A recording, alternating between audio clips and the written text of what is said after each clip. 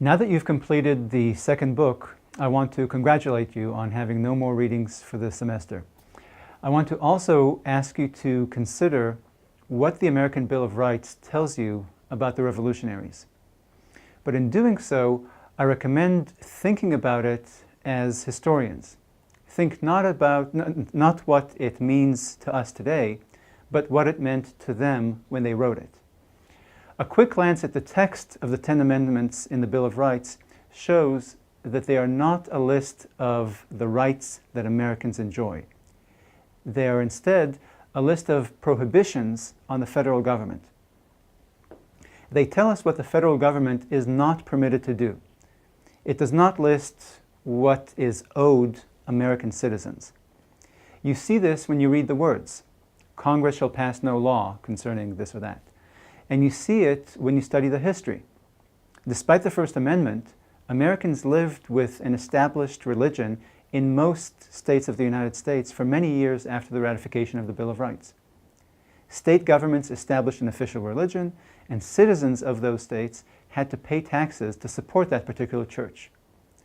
So it's inaccurate to say that the Bill of Rights declares that Americans have a right to be free of established religion. Instead, the First Amendment simply declares that the federal government is prohibited from establishing an official religion. So if someone tells you that the rights in the Bill of Rights are not absolute, you have my permission, and Madison's permission, to dismiss that claim out of hand. The prohibitions in the Bill of Rights are absolute, as evidenced by the English language and early American history. However, that's not to say that the framers of the Bill of Rights were radicals or anarchists.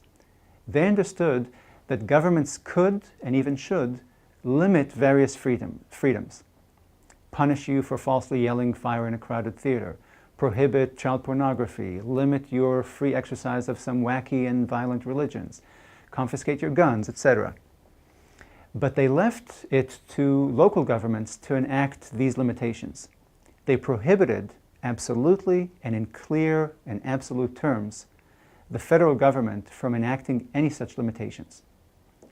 By the same token, the Articles of Confederation and the Federal Constitution, both, are not philosophical statements on how to govern people.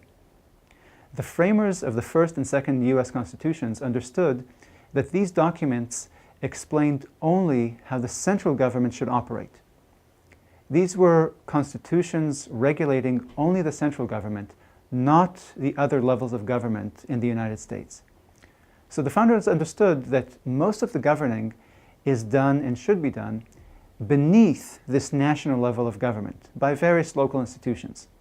Most governing was done by families and civic institutions people belong to, churches, charitable associations, voluntary militias and associations, etc.